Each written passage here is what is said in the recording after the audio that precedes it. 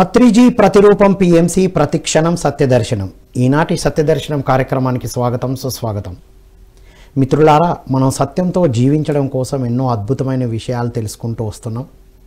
ఎంతోమంది అవతార్స్ వారి అవతారం ద్వారా ఎన్నో అద్భుతమైన విశేషాలు అందించారు మనకి. మనం బ్రహ్మర్షి పితామహ పత్రిజీ అవతారం నుండి ఎన్నో అద్భుతమైన విషయాలు తెలుసుకున్నాం.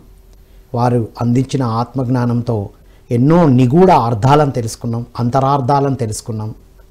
సో నేటి సత్యదర్శనంలో వామన అవతారం, నేడు వామన జయంతి సందర్భంగా వామన అవతారం అంటే ఏమిటి, అసలు వామన అవతారానికి ముందు ఏం జరిగింది, వామనుడికి ధ్యానానికి ఏమైనా సంబంధం ఉందా అనేటువంటి అద్భుతమైన విషయాలు మనం ఈ ఎపిసోడ్లో సీనియర్ పిరమిడ్ మాస్టర్, తను గవర్నమెంట్ టీచర్గా ప్రధాన ఉపాధ్యాయులుగా రిటైర్డ్ అయి ప్రస్తుతం మహాద్రష్ట స్పిరిచువల్ యూనివర్సిటీకి ప్రధాన అధ్యాపకులుగా, ప్రధాన ఆచార్యులుగా వారి యొక్క సేవలు అందిస్తూ ఎన్నో అద్భుతమైన విషయాలు అందిస్తున్నారు శ్రీ చుక్కా మధు గారు. వారితో మాట్లాడి అద్భుతమైన విషయాలు తెలుసుకుందాం. నమస్కారం సార్. నమస్కారం అండి, ఆహ్వానించినందుకు ధన్యవాదాలు. వామన అవతార, వామన జయంతి శుభాకాంక్షలు చెప్పుకుంటూ మనం అసలు వామన అవతారం గురించి, దానికి ముందు జరిగిన విశేషాలు చెప్పండి సార్. సదాశివ సమారంభం శంకరాచార్య మధ్యమం అస్మదాచార్య పత్రిజీ పర్యంతం వందే గురు పరంపర. లోకంలో ఒకటి ప్రచారంలో ఉందన్నమాట, అదేంటంటే పొట్టివాడు గట్టివాడు. అచ్చా, అది వామనావతారం నుంచే ఏర్పడ్డది ఆ వాక్యం. అంటే మామూలుగా ఎత్తు తక్కువ ఉన్న వాళ్ళని చూస్తే చులకన ఉంటుంది కదా, కానీ ఈ అవతారం మాటను కొట్టేసి పొట్టివాడు గట్టివాడని నిరూపించారు. అయితే మనందరికీ కథ తెలిసిందే. ఆశ్చర్యం ఏంటంటే ఈరోజు వామనావతారం గురించి చెప్పాలి అనుకున్నప్పుడు ఒకటి రెండు విషయాలు సేకరించేసరికి ధ్యానంతో ఎంత లింక్ ఉందో తెలిసి నేను ఆశ్చర్యపోయాను. అందరికీ తెలుసు ఆయన 3 అడుగుల నీడ అడిగాడు. ఒక కాలు భూమి అంతా, ఒక కాలు ఆకాశం అంతా, ఇంకో కాలు ఎక్కడ పెట్టాలరా బాబు అంటే నా నెత్తి మీద అంటాడు బలిచక్రవర్తి. తనని పాతాళలోకం తొక్కేస్తాడనేది అందరికీ తెలిసిన కథ. ఈ 3 అడుగుల నేల గురించి ఎవరు ఆలోచించలేదు. కానీ ఒక చోట అద్భుతంగా ఏం వివరించారంటే, మీరు పూజలు చేసిన మీ పూజా మందిరంలో, మీరు స్తోత్రాలు చేసిన, మీరు జపాలు చేసిన, మీరు ధ్యానాలు చేసిన, ఇక 3 అడుగుల నేల చాలు. ఓ, ఏది సాధన చేయడానికైనా 3 అడుగులు చాలు.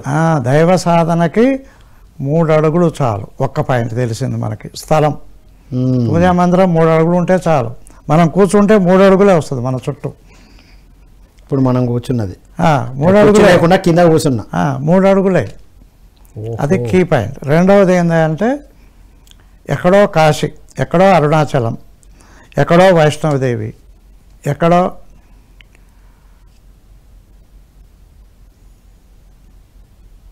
ముక్తినాథ్, అంత దూరాలు వెళ్ళవలసిన అవసరం లేదు. ఈ 3 అడుగుల ప్లేస్లోనే కూర్చొని మీరు ధ్యానం చేస్తే అండపిండ బ్రహ్మాండానంతా కూడా తిరిగి రావచ్చు. అది వామన అవతారం చెప్పిన రహస్యం. వావ్. అంటే ధ్యానం అనగానే ఆయన హైలైట్ చేశాడు. అది మనం క్యాచ్ చేయలేదు, పట్టుకోలేదు. మామూలు కథలాగానే 3 అడుగులు. కాబట్టి ధ్యానమే చేయమని చెప్పాడు ఆయన. 3 అడుగుల నేల చాలు ధ్యానానికి, కూర్చో. నీ శరీరము, నీ ఆకారం ఎలా ఉన్నా 3 అడుగుల ప్లేస్లో అంతే కదా, తన ఆకారం కూడా చెప్పింది. అది హాయిగా ధ్యానం చేసుకోవచ్చు. 3 లోకాలు కాదు, 14 లోకాలు తిరిగి రావచ్చు. అది అత్యద్భుతమైన రహస్యం వామనావతారంలో. ఇక ఆయన నేరుగా ఇచ్చిన సందేశాలు ముందు చెప్పుకున్నాక కథలోకి వెళ్దాం. Okay sir. మీ అందరికీ తెలుసు 40 messages by C Aruna madam. అది ఇప్పుడు మహాజ్ఞానం అని తెలుగులో రేవతి జరిగింది. మేడం అనువదించారు. అద్భుతంగా అందుబాటులో ఉంది అది. దాంట్లో బలిచక్రవర్తి ఏం చెప్పాడంటే, మీరు ఈ భూలోకం వచ్చారు, ఎందుకు వచ్చారో ఓ పని ఉంది, ఓ పని నిమిత్తమే వచ్చారు. ఆయన ఏమంటారంటే, అది తొందరగా తెలుసుకోండి మీ జీవిత లక్ష్యం.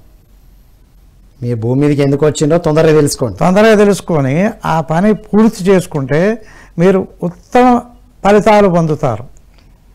ఇంకా మీకు ఎమ్మటే ప్రమోషన్ వచ్చి ఉన్నత లోకాలు వెళ్ళిపోతారు.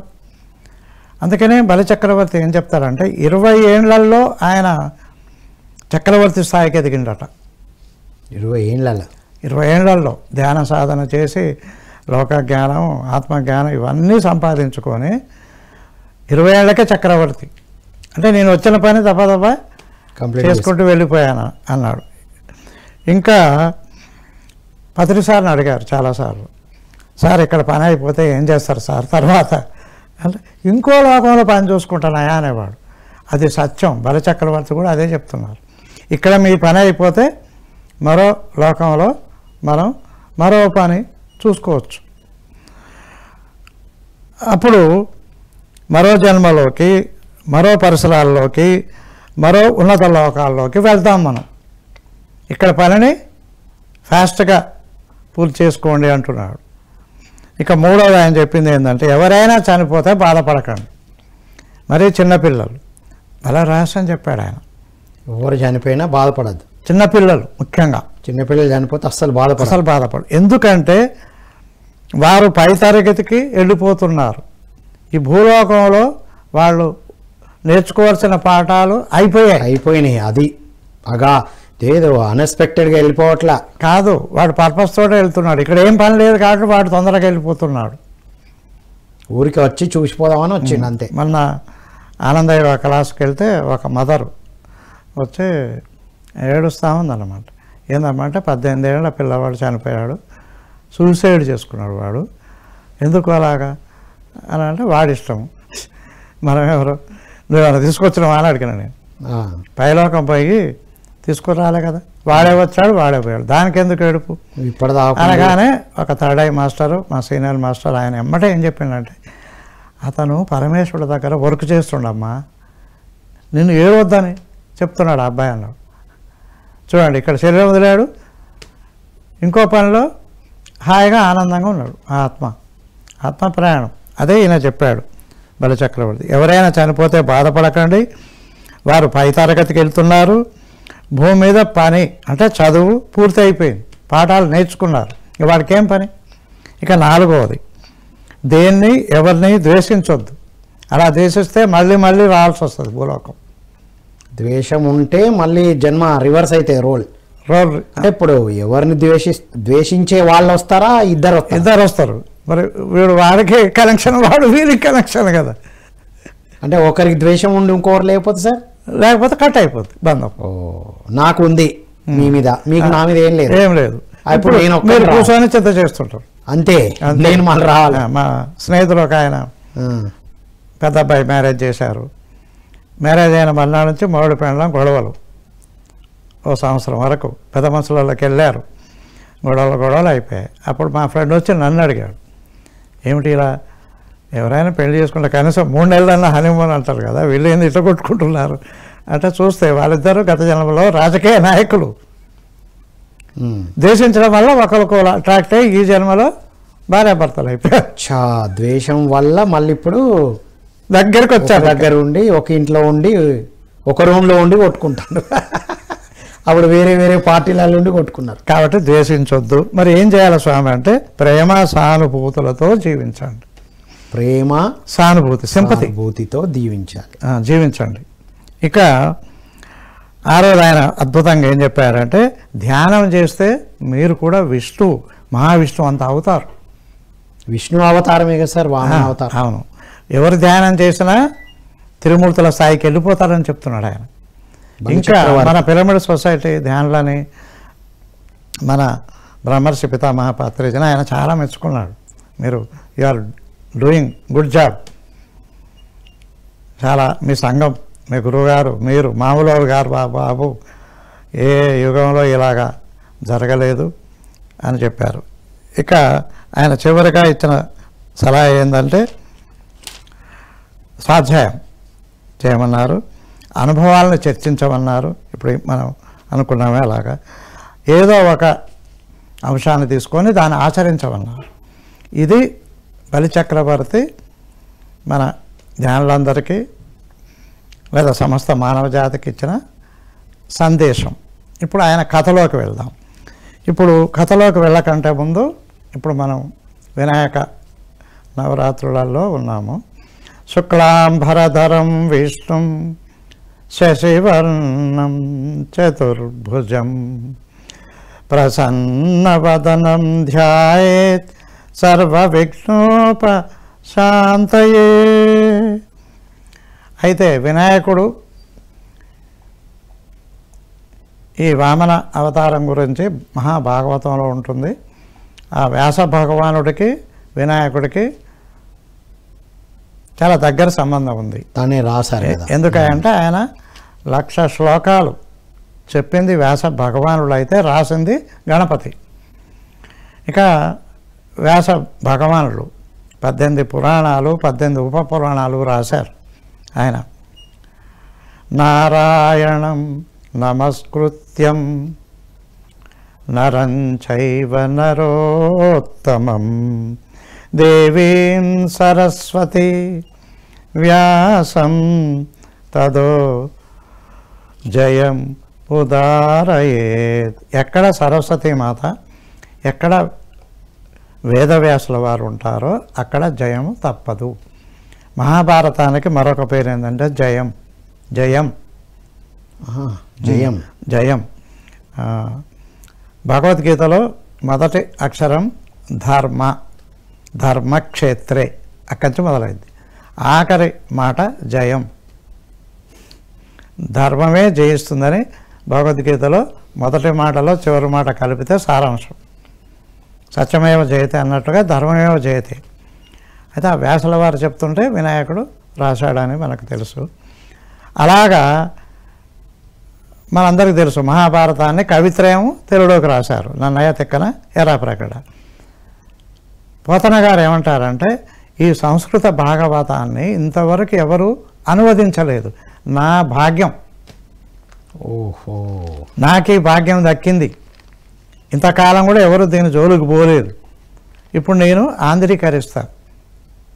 పలికడిది భాగవతమట పలికించడి విభుండు రామభద్రుండట నే పలికిన భవహరమగునట పలికెద వేరొండుగాద పలుకగా ఏలా అంటాడు పోతనగా. ఆయన అంటే ఇక్కడ వ్యాసుల వారి గురించి మరొక మాట.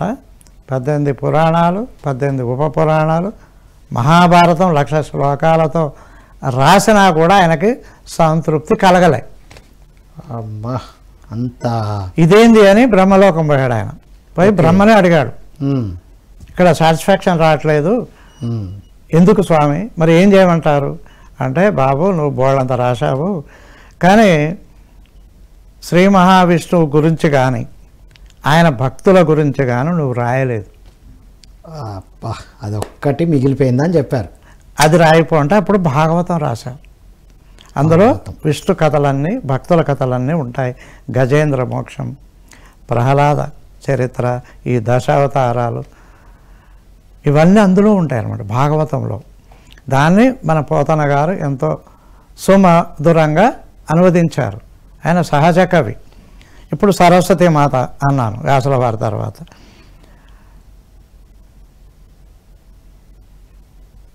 పోతన మహానుభావుడు తెలంగాణ వరంగల్ జిల్లా జనగామ పాలకుర్తి దగ్గర బమ్మెర ఊళ్ళో పుట్టారు.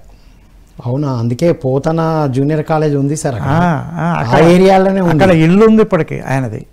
ఇల్లు, సమాధి ఇవన్నీ ఉన్నాయి. రామాలయం, ఒంటిమిట్ట ఇవన్నీ ఉన్నాయి. ఆయన ఈ కాలంలో ఇప్పుడు ప్రత్యక్షంగా సరస్వతి మాతను చూసిన మహాత్ముడు ఆయన. ఓహో, అది మామూలు విషయం కాదు అసలు. చూడండి, సరస్వతి మాతని అది మహాభారతంలో ఏకలవ్యుడు దర్శించుకుంటాడు. స్వయంగా సరస్వతి మాత ఆయనకి విద్యలు బోధిస్తుంది. ద్రోణాచార్యుడు ఏం చెప్పలే కదా. అవును. అప్పుడు ఆయన విద్యను ఉపాసిస్తే మాత ప్రత్యక్షమై ఆయనకు బోధిస్తుంది. అలాగే ఇక్కడ పోతన గారు మహాభారతం రాశారని తెలిసి ఆ దేశాన్ని ఏలే రాజు నాకు అంకితం ఇయ్యమంటాడు. ఈయన ఆలోచిస్తుంటాడు, ఇద్దామా వద్దా, ఈయనకి ఇష్టం ఉండదు. రాజేమో బలవంతం చేస్తుంటాడు. అప్పుడు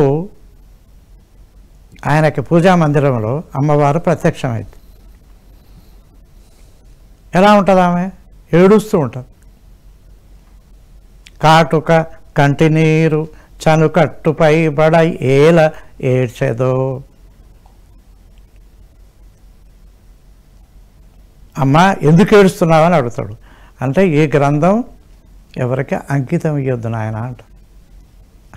ఆ విషయం చెప్పడానికి దర్శనం ఇవ్వడం అంటే ఆయన అంటాడు, అలాగే అమ్మ ఈ గ్రంథం ఈ నరాధములకిచ్చి వాళ్ళిచ్చే మడి మాణిక్యాలు దొబ్బి భోగభాగ్యాలు అనుభవించవలసిన ఆలోచన నాకు లేదు. నాలాంటి వాడు పొలం దున్నుకొని బతకొచ్చు రాజులను ఆశ్రయించకుండా. అంటే ఇది శ్రీనాథుడి జీవితానికి ఇది వ్యతిరేకం. శ్రీనాథులందరూ రాజులను ఆశ్రయించి భోగభాగ్యాలు అనుభవించి ఆడంబరంగా జీవించి ఆఖరికి అధోగతి పాలవుతుంది. ఇక్కడ పోతన గారు ఆయనకి రివర్స్. ఆయన ఏమంటాడంటే హాలికులు గహనాంతర సీమల కందమూలములు తిని బతికినా చాలు. ఇలాంటి వాళ్ళకి అంకితం ఇచ్చి సుఖాలు కోరేదానికంటే సత్కవులు గడ్డలు ఇటువంటి తవ్వుకొని తిని బతకొచ్చు, తిని బతకొచ్చు అని అంటాడనమాట. ఆ రాజుకు తెలుస్తుంది ఈ విషయం, ఇవ్వనంటున్నాడని సైన్యాన్ని పంపిస్తారు. అప్పుడు ఆయన ఇంటి ముందు తెల్లటి వరాహం కావలి ఉంటుంది. వరాహ అవతారం అదే తెల్లటి. అది చూసి గుర్రు అనగల దెబ్బకి పారిపోతారు సైన్యం అంతా. సైన్యాధ్యక్షుడు వస్తాడు, వాడు పారిపోతాడు, రాజే వస్తాడు. ఇప్పుడు రాజుకు అర్థమైంది, ఒక పందేంది కవిగారి ఇంటి ముందు కావలి ఉండి సైన్యాన్ని బెదిరిస్తుంది, ఇదేదో మామూలు విషయం కాదు, నేను బలవంతం చేయడం తప్పే అని గ్రహించి వస్తాడు. వరాహం ఉంటుంది అక్కడ రెడీగా ఇంటి ముందు. ఈయన వచ్చేసరికి అప్పుడు అమ్మ నేను ఆయన దర్శనం కోసం వచ్చాను, గ్రంథం కోసం కాదు, నన్ను క్షమించండి అంటే ఆ వరాహం పక్కకు తగులుతుంది. అప్పుడు లోపడిపోతాడు. పోయి ఆయన్ని దర్శించుకొని స్వామి మీరేమి నాకు అంకితం ఇవ్వద్దు, మీరు నా రాజ్యంలో ఉండడమే నా మహాభాగ్యము అని ఆయన సత్కారం చేసి ఆశీర్వాదం తీసుకొని బయటకు వస్తాడు. అంటే పోతన గారి జీవితంలో సరస్వతి మాత సరస్వతి మాత వరాహావతారంలో. అప్పుడు ఆయన చెప్తాడు, ఏమండి ఇంటి బయట వరాహం ఒకటి కావాలంది, మీరేమన్నా ట్రైనింగ్ ఇచ్చారా దానికి అని అంటే నేను వరాహావతారం గురించే రాస్తున్నా అంట. రాస్తూ ఉంటే అక్కడ ప్రత్యక్షమైంది. చూడండి, అసలు కవులు అంటే వాళ్ళు అసలు సూర్యుడు చూడని చోటు కూడా కవులు చూస్తారంటారు. రవికాంచని చోటుని కవి కాంచును. అంతే కదా, కవులు వాళ్ళనే కదా ఇన్ని. ఇప్పుడు అది ఇంకోటి ఆల్రెడీ ఉంటుంది, అది చూసే అంతర్గత కన్ను ఉంటేనే రాయగలుగుతారు. మరి ఇది పోతన గారి గురించి చాలా నిజం.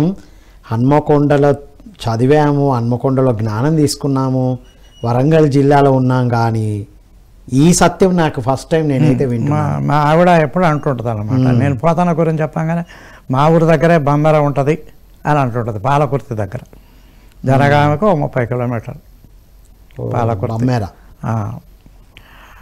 ఇక వేమన అవతారానికి కారణమైన బలిచక్రవర్తి కథ చెప్పుకుందాం.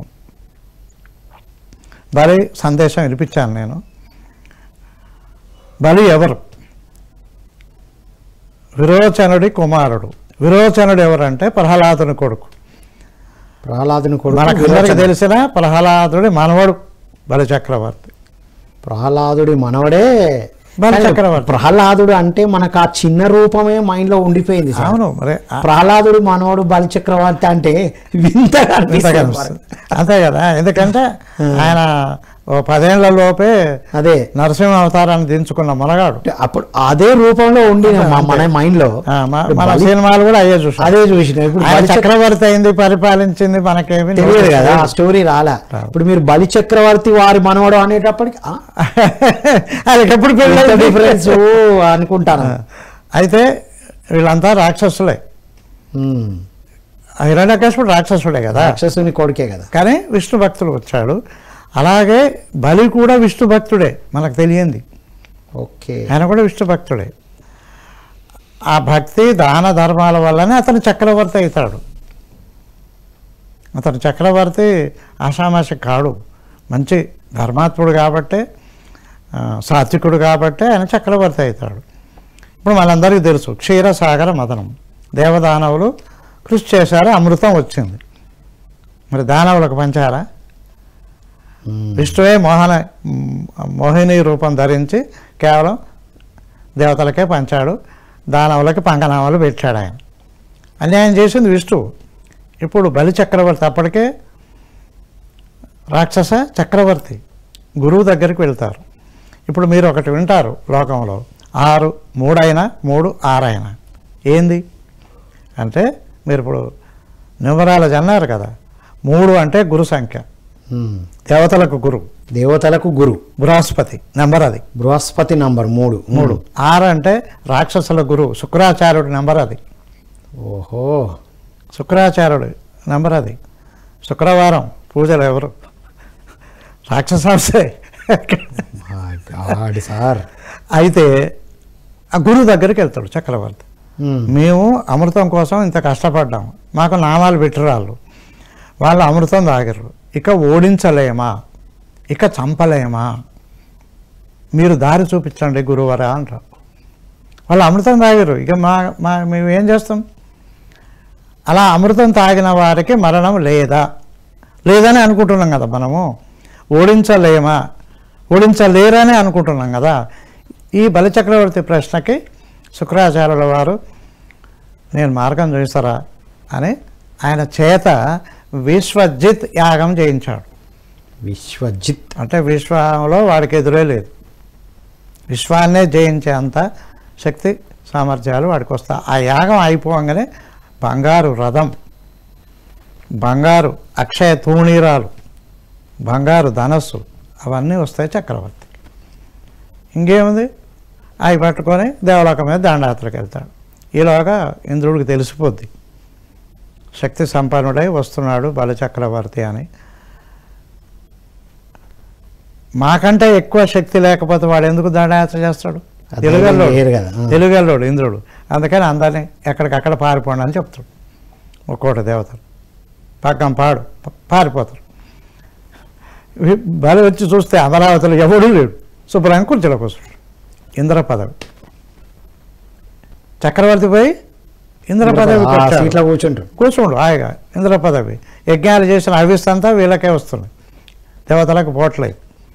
ఇప్పుడు మనం తెలుసుకోవాల్సిన మరొక కథ ఉంది. ఈ రాక్షసులకి ఈ దేవతలకి తండ్రి ఒక్కడే, ఆయనే కశ్యప ప్రజాపతి. కశ్యప ప్రజాపతి, ఆయన పేరు మీదనే కాశ్మీర్.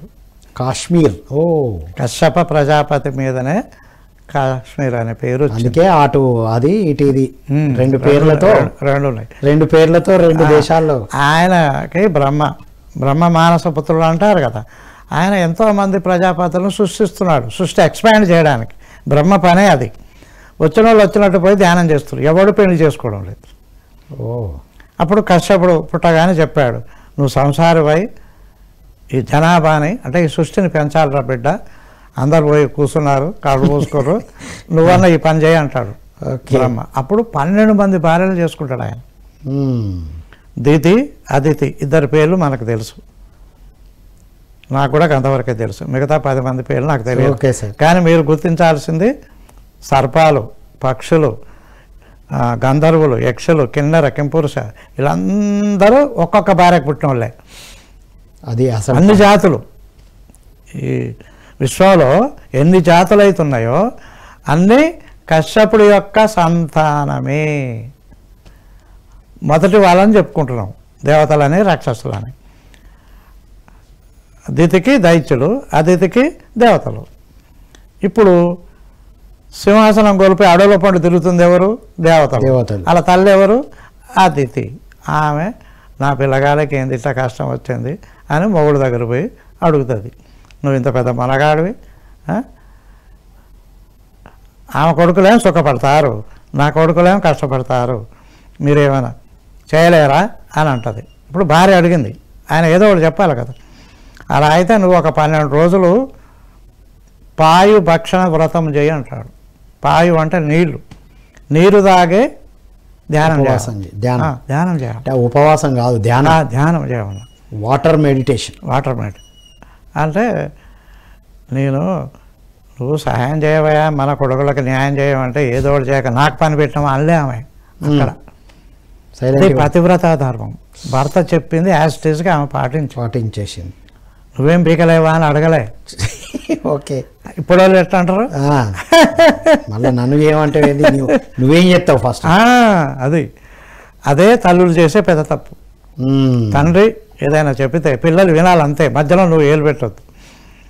ఇప్పుడు అదితి 100% పాటించి ఆ వ్రతం చేసింది. శ్రీ మహావిష్ణు ప్రత్యక్షమైతే ఎందుకు ధ్యానం చేసింది? కొడుకులు సుఖపడాలని కదా. అది మర్చిపోయింది అడగడం. ఆ స్వామి స్వరూపం చూడంగానే ఏం అడగాలో మర్చిపోయింది. ఆనంద బాష్పాలు కారిపోతున్నాయి, ఉబ్బు తబ్బిపోయిపోతుంది ఆత్మ. అంతే సార్, సాధన చేసినప్పుడు మనకేమైనా కనబడితే అక్కడే ఆగిపోయి ఏం అడగాలో ఏం చేయాలో అర్థం కాదు, నోటి మాట రాదు. ఇక అందుకే అలా జరిగింది. ఇప్పుడు తన భార్య అదితి చిన్నపోవడం చూసి కశ్యప ప్రజాపతి అడిగాడు, ఎందుకు చిన్నపోయావు, కారణం ఏంది అంటే ఆమె అంటుందన్నమాట, దితి కొడుకులు భోగభాగ్యాలు అనుభవిస్తున్నారు. దితి కొడుకులు దైత్యులు అంటేనేమో హాయిగా ఉన్నారు, భోగభాగ్యాలు అనుభవిస్తున్నారు. నా కొడుకులు దేవతలు అడవుల పాలయ్యారు. మీరు ఈ విషయంలో నాకేం సాయం చేస్తారంటే, ఇక్కడ ఆయన ఎంత అద్భుతంగా చెప్తారంటే,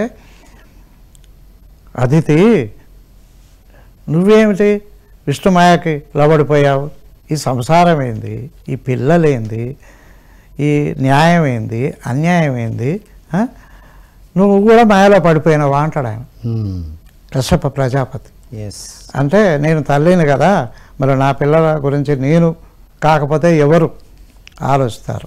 దితి అంటే రెండు ఆలోచించడం రాక్షసులు. అదితి అంటే ఒకటి, అంతా పరమాత్మ స్వరూపం అనుకునే నువ్వు నా పిల్లలు కష్టాలు పడుతుర్రు అని రెండు మాట్లాడుతున్నవి ఏందంటాడు ఆయన. చూడండి, అద్వైతం. నువ్వు అద్వైత స్థితిలో ఉన్న అదితివి, నువ్వు డివియేట్ అయినవి ఏంది? కాబట్టి నువ్వు ఇప్పుడు ఆ విష్ణువుని ఆశ్రయించు. పాయుభక్షణం అనే వ్రతం 12 రోజులు చేయంటే ఆమె చేసింది. ప్రత్యక్షమయ్యాడు స్వామి. ఆమె అడగడమే మర్చిపోయింది, అనుమాత్వంలో ఉండిపోయింది. అప్పుడు ఆయన ఏమన్నాడంటే, అమ్మా నీ భక్తి ప్రపత్తులు చూస్తే, నీ పతివ్రత్యం చూస్తే నువ్వే నాకు ఒక వరం ఇవ్వాలన్నాడు. అంటే స్వామి నేను మీకేమి ఇస్తా అంటే, నీ కడుపులో నేను కొడుగ్గా పుడతాను నువ్వు అనుమతిస్తే. అది ఆయన కోరుకున్నాడు అనమాట, రివర్స్. తద్వారా ఆమె సమస్య పరిష్కారం అయింది కదా. ఇక్కడ ఏం కోరుకోకుండా ఫలితం అదే వచ్చింది ఆమెకి. అప్పుడు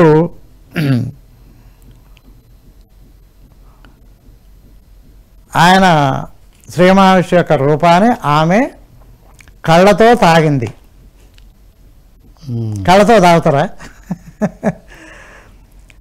అంటే ఒక ఇంద్రియం చేసే పని మరొక ఇంద్రియం చేస్తుందంటే ఆ వ్యక్తి అతీత స్థితిలో ఉన్నాడని అర్థం.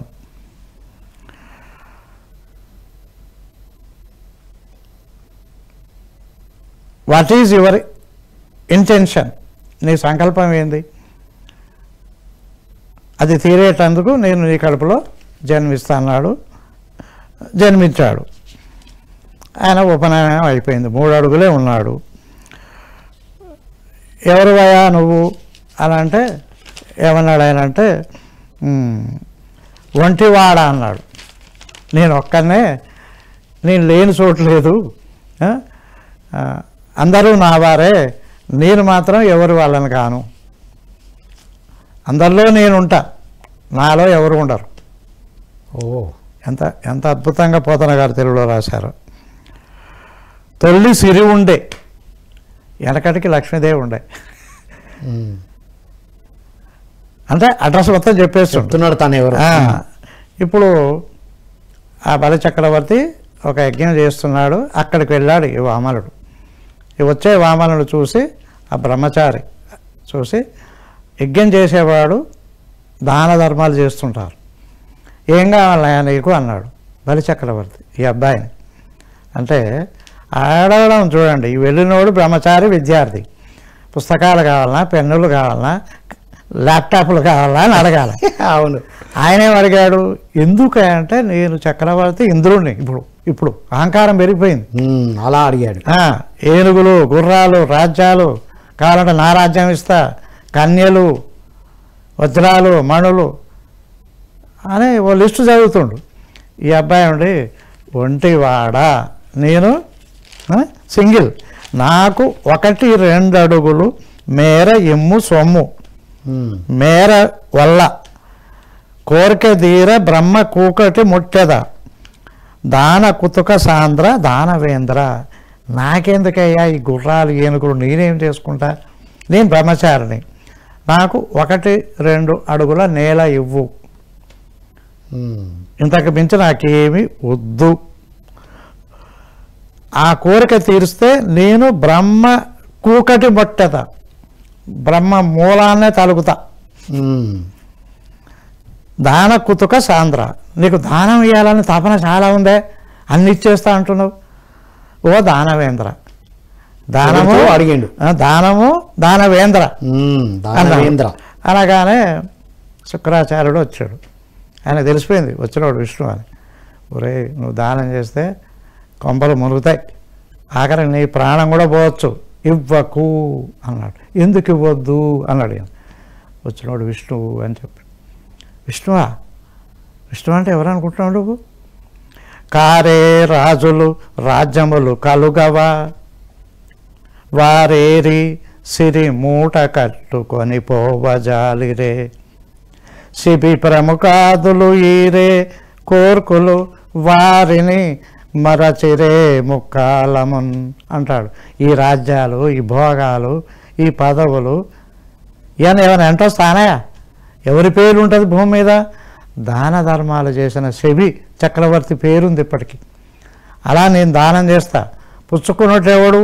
శ్రీమహావిష్ణువు చెయ్యి కింద, నా చెయ్యి పైన. ఎంత గొప్ప విషయం! ఇలాంటి ఛాన్స్ ఎవరికన్నా వస్తుందా? ఆయన చెయ్యి ఎలాంటిది? లక్ష్మీదేవి బుగ్గలు లాగే చెయ్యి, లక్ష్మీదేవి కొంగు పట్టుకొని ఏంది పరాచకాలాడే చెయ్యి, అలాంటి ఆయన చెయ్యి కింద అవుతుంది అని కమండలం తీసి నీళ్లు పోవడానికి సిద్ధపడుతాడు, దానం చేస్తున్నట్టు. శుక్రాచార్యుడు వీడికి పోగాలం దాపరించిందని ఒక పురుగై ఆ చెంబులోకి పోయాడు నీళ్లు పడకుండా. మరి తన శిష్యుని కాపాడుకోవాలి కదా. పోగానే విష్ణు గ్రహించి ఓ పుల్ల తీసుకొని ఆ పక్కన కూర్చాడు, ఒక కన్ను పోయింది. అందుకే ఏకాక్షి, శుక్రాచార్యుడి కన్ను ఉండదు, ఏకాక్షి. అది వామనుడు పొడిచాడనమాట. అప్పుడు ఆయన బయటకు వెళ్ళిపోయాడు, దానం ఇచ్చాడు 3 అడుగులు. 1 అడుగు నేలంతా, 1 అడుగు ఆకాశం అంతా. 3వ అడుగు ఎక్కడ పెట్టరా బాబు అంటే నా నెత్తి మీద అన్నాడు. ఎప్పుడైతే అహంకారం తలకెక్కుతుంది ఏ మనిషికైనా, కాబట్టి వాడి తల మీద పెట్టాడంటే వాడి అహంకారాన్ని అనకతొక్కాడు. ఎక్కడో ఉన్నత ఇంద్రలోకంలో ఉన్నవాడు పాతాళ లోకానికి తొక్కేశాడు. ఇప్పుడు భక్తుడు కదా, విష్ణువుకే దయపుడుతోంది. చైనైతే చేస్తున్నాడు శిక్ష. అప్పుడు ఆయన ఏమన్నాడు, ప్రతి ఏడాది సంక్రాంతి పండుగ రోజు నువ్వు బైక్ రా, భూలోకం రా, నీ రాజ్యం మొత్తం చూసుకో, రథం ముగ్గు వేసి నిన్ను ఊరేగుతారు భూలోక వాసులు అని వరం ఇచ్చారు. అందుకే రథం ముగ్గు వేస్తారు సంక్రాంతి రోజు. బలిచక్రవర్తి కొరకే పెద్ద ముగ్గు బలిచక్రవర్తి కొరకే. వావ్ సార్, అదే అన్నమాట లింక్. అలాగా అంటే ఏంది, మనకు అహంకారం వస్తే పతనమై పోతాము. బలిచక్రవర్తి దీన్ని ఎట్లా చెప్పాడంటే, నేను ప్రమోషన్ అవకాశాలు వచ్చినా కూడా ఉన్నదాన్ని వదిలిపెట్టలేక అహంకరించి పట్టుకొని ఉన్నందుకు నాకు శ్రీమహేశ్వరు అంతటి ఓడ వచ్చే అనక తొక్కాల్సి వచ్చింది. ఇప్పుడు ఆయన ఒక మంచి సందేశం ఇచ్చాడనమాట. ఏది పట్టుకొని ఉండకండి, వదిలేయండి, వదిలేయడం నేర్చుకోండి, మార్చుకోండి అన్నిటినీ అందరినీ. అలా అయితేనే నువ్వు ముందుకు పోతావు. ఓ ఎప్పుడు పట్టుకొని ఉండొద్దు. దానికంటే ఇంకా మంచిది వస్తుంది నీకు, అది ఇంకా పైది వస్తుంది, ఇంకా గొప్పది వస్తుంది. చేతుల్లో వదిలితేనే కదా మంచిది రావాలి. అదే కదా. కాబట్టి నేను ఎంఏ బీఈడీని, బీటెక్, హైటెక్, ఎంటెక్లు, ఆ టెక్కులన్నీ అసలు మూట కట్టుకోవడమే. ఈ మూటను వదిలితేనే నీకు కొత్త జ్ఞానం. అదే శ్రీధర్ సార్ మళ్ళీ మళ్ళీ అంటారు, ఓపెన్ మైండ్తో ఉండంటారా బాబు. ఓపెన్ మైండ్ అంటారు. ఇప్పుడు ఆయనకి మూడలు నేల దానం చేసేటప్పుడు తన భార్యను పిలిచాడు బలిచక్రవర్తి. ఇలా అన్నాడు, ఏమని?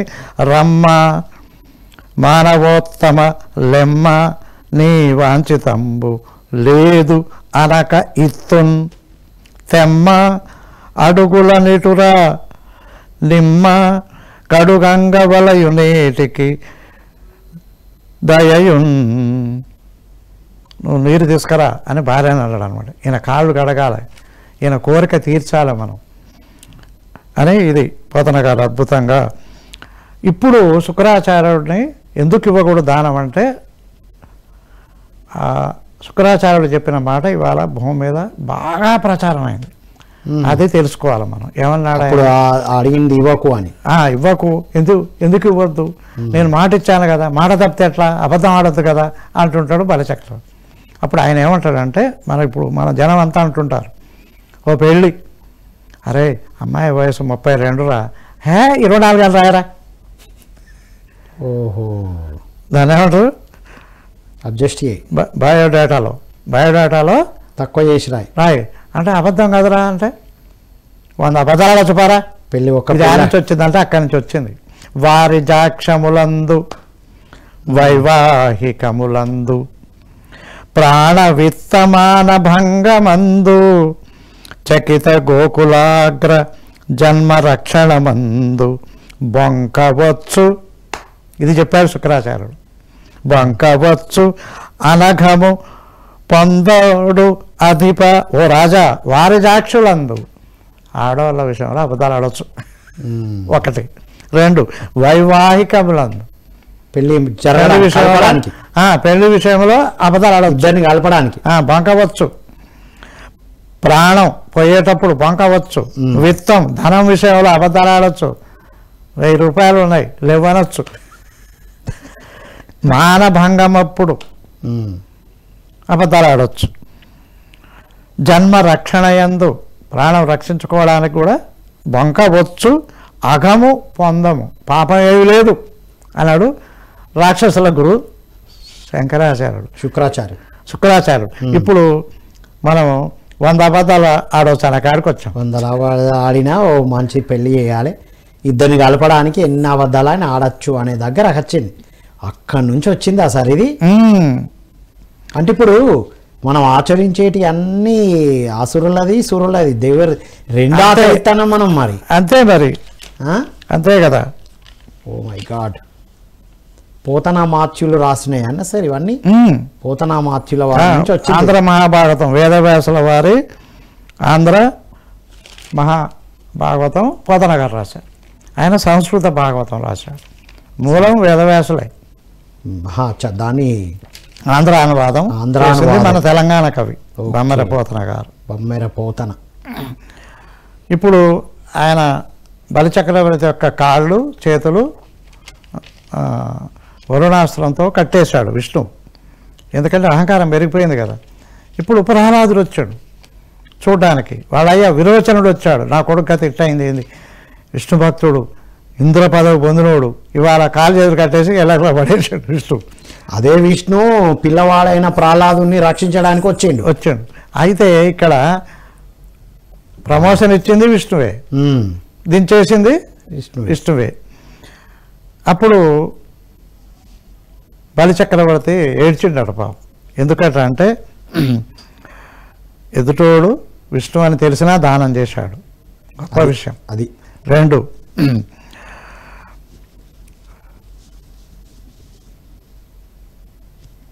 ఈ కాలు చేతులకు కట్టేసిన ఈ పాశాలు ఇప్పేస్తే నేను మా అయ్యకి మా తాతకి దండం పెడతా స్వామి అంటే అప్పుడు ఇప్పేసిండట. ఎందుకంటే ప్రహ్లాదులంతటి వాడు వచ్చాడు కదా తాత, ఆయనకు నమస్కారం పెట్టలేకపోతున్నా అని. అప్పుడు ఆయన భార్య కూడా విష్ణుకి స్తుతి చేసి మా వాళ్ళని వదిలిపెట్టండి, క్షమించి, ఆయన చేసిన తప్పే అహంకరించడం అన్నది. అప్పుడు తాతకి దండం పెట్టాడు, అంటే ప్రహ్లాదుడికి దండం పెట్టాడు. కాబట్టి ప్రహ్లాదుడు ఒక మాట అన్నాడు, ఇచ్చిందే ఆయనరా, ఆయనే పుచ్చుకోండు, అది మన తప్పు, ఆయన ఏం చేస్తాడు? అహంకార ఫలితం ఇది నువ్వు ఇప్పుడు అనుభవిస్తున్నావు. ధ్యానులకు కూడా మెసేజ్ అదే అన్నమాట. ఇప్పుడు మనకి ఏదొచ్చినా వారిచ్చిందే, ఎప్పుడో చెప్పారు, ఎవరికో ఇత్తలేం కదా. ఎప్పుడో చెప్పారు, ధనమదం, పదవీ మదం, యవ్వన మదం, తపోమదం ఉంది, జ్ఞానమదం ఎప్పుడో చెప్పారు. లిస్టు వచ్చినాయి కదా, లిస్టు నేనే అమెరికా పోయి చెప్తున్నా. నేనే పత్రిసార్ మొదట కలిసింది, పత్రిసార్ ముందు మా ఇంటికే వచ్చారు. ఎన్ని అసలు ఇందులో. కాబట్టి ఇవన్నీ అహంకారం శూన్యమైతేనే ఓంకారం నిండుతుంది. అహంకారం శూన్యమైతేనే ఓంకారం నిండుతుంది. ఆ వామన అవతారంలో ఇన్ని గొప్ప, ముఖ్యంగా రిలేటెడ్ టు మన మెడిటేషన్, టోటల్ 3 అడుగుల నేల ధ్యానం కొరకే ఉంది, దైవారాధన కొరకే ఉంది. అలా మీరు కనుక ధ్యానం చేస్తే అండపిండ బ్రహ్మాండం అంతా కూడా విశ్వాత్మ కావచ్చు. మీరు ఆయన ఏమన్నారు, త్రిమూర్తులంతా కావచ్చు. ఆ 3 అడుగుల నేలలో కూర్చొని నువ్వు ఎక్కడికో స్నానమందు లేదు, పానమందు లేదు, మంత్రతంత్రములందు మహిమ లేదు, గుణము కుదిరనేని ఘనయోగిత నగును కాళికాంబ హంస కాళికాంబ. ఎంత సూటిగా చెప్పారు, ఎంత అద్భుతంగా చెప్పారు చూసారా. తలచిన రాముడు తనలో ఉండగా, లేదా తాను దైవమై దైవంబు వెదుకురా, ఉన్న చోటన కూర్చొని ధ్యానం చేస్తే వామనుడు త్రివిక్రముడైనట్లుగా మనం 3 లోకాలు కాదు 7 లోకాలు, 7 కాదు 14 లోకాలు జయించవచ్చు అనేది వామన అవతారం యొక్క సందేశం. వావ్. అంటే మనం 3 అడుగుల జాగలో కూర్చొని సాధన చేస్తే ముల్లోకాలైనా ఆ విష్ణుమూర్తి అయినా దిగి వస్తారు. అదే నువ్వు అహంకారము, తపో అహంకారము, ఏ రకమైన అహంకారమైనా మళ్ళీ దించడానికి అదో లోకాలకు పోతాం, నీకు అదో లోకాలకు వెళ్తాం, దించడానికి కూడా దిగి వస్తాడు. అంతే కదా, అంతే కదా, దించడానికి కూడా దిగి వస్తాడు. అంతే, నీకు వరాలు ఇవ్వడానికే కాదు. సో అదో లోకాలకి మనమే పడిపోతాం. మన సాధనే మనల్ని పైకి తీసుకెళ్తుంది, అహంకారిస్తే కింద పడేస్తుంది. అలా ఎంతోమంది యోగ భ్రష్టులు అయ్యారు కదా. విశ్వామిత్రుడు లాంటి వాళ్ళు అల్పమైన విషయాలకి ప్రలోభ పడి. అందుకనే మిత్రులారా, వామన అవతారానికి 5వ అవతారం మత్స్యావతారం, కూర్మావతారం, వరావతారం, నరసింహావతారం, వామనావతారం 5వది. ఈ వామనావతారానికి మూల కారణం బలిచక్రవర్తి, ఆయన ప్రహ్లాదుని మనవడు అని చెప్పుకున్నాం. అంటే ఆ ముందు నరసింహ అవతారం ఉంది కదా సార్? ఉంది. వాళ్ళ తాత కోసం వచ్చినప్పుడు వామనుడి తాత కోసం వచ్చాడు ఫస్ట్, ఇప్పుడు మనవడి కోసం దిగాడు. అలాగా ఈ అవతారాల వెనక రాశిని చూసినా కూడా అదంతా జీవుడి ప్రయాణమే. మొదట జీవుడు నీళ్ళల్లో, తర్వాత ఉభయచరాలు నేల నీరు, తర్వాత వరాహం అంటే కేవలం భూమిని కానీ నీళ్ళల్లో పంతది, బురదలో పంతది. తర్వాత అటు మనిషి కాదు, ఇటు జంతువు కాదు, Narasimha, half man half animal. Next వామనుడు అంటే కంప్లీట్ హ్యూమన్ బీయింగ్ ఫామ్లోకి వచ్చాడు, కానీ ఎదగలేదు. మరుగుజ్జు అనొచ్చా? మరుగుజ్జు అనొచ్చు. ఇక్కడ నుంచి పరశురాముడిగా అడవి మనిషి. పరశు అంటే చేయితో పట్టుకోవాలి, దగ్గర పోయి కొట్టాలి. ఇట్లా ఇంకా అది రాలే, ఇది గొడ్డలి. గొడ్డలి దగ్గర పోయి కొట్టాలి, దాన్ని దగ్గర పోయి కొట్టాల్సింది, కొట్టాలి. అడవి మనిషి కదా, అడవి మనిషి. నెక్స్ట్ శ్రీరాముడు. దూరం, వీళ్ళు అంత దూరం నుంచి టెక్నాలజీ పెరిగింది. టెక్నాలజీ పెరిగింది. ఇదంతా తర్వాత ఈ జీవుడి పరిమాణమే. పాడి పంట. బలరామకృష్ణులు పాడి పంట. సంచార జీవితం ఆగిపోయింది, ఇక స్థిర జీవితం మొదలైంది. పాడి పంట అంటే స్థిర జీవితం, ఒక దగ్గర ఉండడం అయిపోయింది. వ్యవసాయం చేయడము, పశు పాలన, పశు సంపద. పశు సంపద, పాడి పంట, పశువులే సంపద భూమి మీద. అసలు ఇప్పటికీ మనం వదిలేసాం కాబట్టి ఈ గతి పట్టింది మనకి. తిండి కోసం 24 గంటలు కృషి చేస్తాం. బలరాముల తర్వాత మళ్ళీ విష్ణు చక్రం. బలరామ కృష్ణుడు తర్వాత బుద్ధ అవతారం. పరిపూర్ణ జ్ఞానం. అక్కడ ఇప్పుడు కలియుగంలో ధర్మం పెచ్చు పెరిగినప్పుడు ఈ ధర్మంని ఉద్ధరించడానికి అధర్మాన్ని తీసేయడానికి వచ్చేది కలికి అవతారం. అది వచ్చింది ఆయన బ్రహ్మర్షి పితామహ పత్రిజీ. మానవ అవతారాలే ఈ దేవుడు అవతారాలుగా 10 దేవుడు అవతారాలుగా చెప్పారు. ఎందుకంటే అట్లయితే మనం బాగా శ్రద్ధగా ఉంటామని వాళ్ళ పేర్లు చెప్పి ఒక కథని యాడ్ చేస్తే నీకు అవగాహన కలిగించారు. దాని అంతరార్థం తెలుసుకుంటే గానీ మనకు అర్థం కాదు. ధ్యాన సాధన చేసి తెలుసుకోవాలి. ఇప్పుడు డార్విన్ జీవ పరిణామ సిద్ధాంతం అదే చెప్తుంది. జీవి ఎక్కడ జీవి నీళ్ళల్లో పుట్టింది, బహుకణ జీవి అయింది. అందుకే చేప కాంచి మన వాళ్ళు మొదలుపెట్టారు పురాణాలలో. చేప మొదటి జీవి అని, దానికంటే కింద ఉంది ఇంకా. కానీ ఇంత ఎదిగిన మానవుడు మళ్ళీ కిందికి వచ్చి వాటిని పట్టుకొని తినడం అనేది అది ఏమిటంటే దేవుడిని తిన్నట్టు అజ్ఞానం. అంతే కదా. ఇప్పుడు దీన్ని బట్టి అర్థం అదే మనకేమిటి, దైవ అసుర సంపద లోపలికి వచ్చినాయని చెప్పుకున్నాం కదా. అసుర గుణాలు లోపలనే వచ్చినాయి. ఓకే, వచ్చిన మన అందరం వారి సంతతే కదా. అదే కదా మరి. అందుకనే ప్రేమతో సానుభూతితో జయించమని బలి చక్రవర్తి కూడా అదే చెప్పాడు. ద్వేషిస్తే పోదు ఆ నెగటివ్ ఎనర్జీ, ప్రేమించి సానుభూతిగా వాని కూడా కాంతిలో కలిపితే కట్టకట్టి. Super sir. అదే చేశాం, అదే చేశాం. ఇప్పుడు pyramid spiritual society movement group meditation చేసింది అదే. కాంతిలో కలిసిపోయినాయి అన్ని, అంతే భావాలన్నీ. వాడు కూడా పరిశుద్ధుడైపోయాడు. Wow sir. సార్ వామన అవతారం ఎంత అద్భుతమో భాగవతం మీ నోటి నుంచి వినడం నిజంగా చాలు. ఎన్ని అద్భుతమైన విషయాలు చెప్పారు. పోతనామాత్యులు చెప్పిన విషయాలు చాలా చాలా సూపర్గా ఉంది సార్. చాలా ఇంట్రెస్టింగ్ అండ్ ఆలోచింపజేసింది మన సాధకులుగా ఎలా ఉండాలో. చివరగా మీ మెసేజ్ సార్. వామనావతారానికి కారణమైన బలిచక్రవర్తి మహాజ్ఞానం గ్రంథంలో ఇచ్చిన సందేశము అదే. మీరు వచ్చిన పని తెలుసుకోండి, జీవిత లక్ష్యం, దాన్ని త్వరగా పూర్తి చేసుకోండి, ఇంకా ఉన్నత స్థితికి ఎదగండి, తర్వాత స్వాధ్యాయం చేయండి, మీ అనుభవాలు పంచుకోండి, అహంకరించకండి. తాటిని తన్నేవాడు ఉంటే వాడి తలదన్నేవాడు ఉంటాడు. అది ఇక్కడి నుంచి వచ్చింది.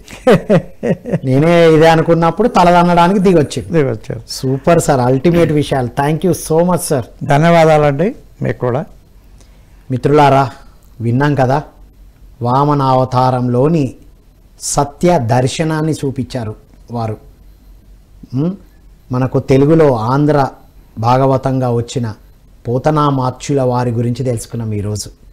నేను అక్కడే తిరిగాను, అక్కడే చదివాను, వరంగల్ జిల్లాలోనే. కానీ నిజానికే నాకు తెలియదు, నేను చదవలే లిటరేచర్లో కానీ ఎక్కడ కానీ. ఏదో పేరు పెట్టారులే అనుకున్నాను.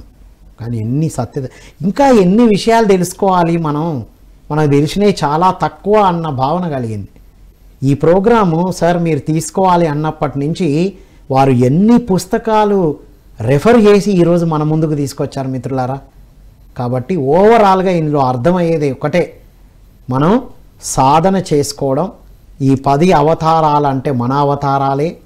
ప్రేమతో, అద్భుతమైన జ్ఞానముతో చక్కగా బలిచక్రవర్తుల వారిని ఎవరూ చంపలేదు. అహంకారం ఉన్నప్పుడు తల తన్నేవాడు వస్తాడన్నాం కదా, అదే అంతరార్థంగా తీసుకొని మనం వామన అవతారం ఈ రోజున వారి యొక్క జ్ఞానానికి శక్తికి మనం అనుసంధానమై మనం చేస్తున్నవే చెప్పారు. మరింత అద్భుతంగా చేస్తూ తపో అహంకారం రాకుండా చూసుకోవాలి. అన్ని అహంకారాల్లో తపో అహంకారం కూడా నేను ఇప్పుడే ఆ పదం వింటున్నా, ఉంటుందని తెలుసు, కానీ వారి నుంచి తపో అహంకారం అనే ఒక అద్భుతమైన పదం ఈరోజు విన్నాం. ధ్యానం చేస్తున్నాం, నేనే చేశాను పత్రిసార్తో మనం ముందే ఏమీ లేవు, మన ద్వారా ఆ టైంలో జరిపించబడ్డాయి. ఇక్కడ కూడా అంతే, వారికి ఎవరికి ఏమి కావాలో అది మన ద్వారా జరిపించబడుతుంది అనేదే మనం తెలుసుకున్న విషయం. ధ్యానం ఒక్కటే కాదు, స్వాధ్యాయం వల్లనే ఇంత జ్ఞానం మనం సేకరించుకోగలం. ఎగ్జాక్ట్లీ, చూసారా, స్వాధ్యాయం వల్లనే ఇన్ని సేకరించడం అనేది జరిగింది. పత్రిజీ అందించిన ఆ 3 విషయాలు, ధ్యానం, స్వాధ్యాయం, సజ్జన సాంగత్యంతో స్వ అధ్యాయం చేసుకోవాలి. ఇలా వినడం ద్వారా మనల్ని మనమే అధ్యయనం చేసుకున్నట్టు అవుతుందని తెలుసుకుంటూ ఇలాంటి అద్భుతమైన విషయాలు అందిస్తున్న పిఎంసికి సహకరిస్తున్న ప్రతి ఒక్కరికి కృతజ్ఞతలు. మరో కార్యక్రమంలో మళ్ళీ కలుద్దాం. అంతవరకు సెలవు. Thank you so much.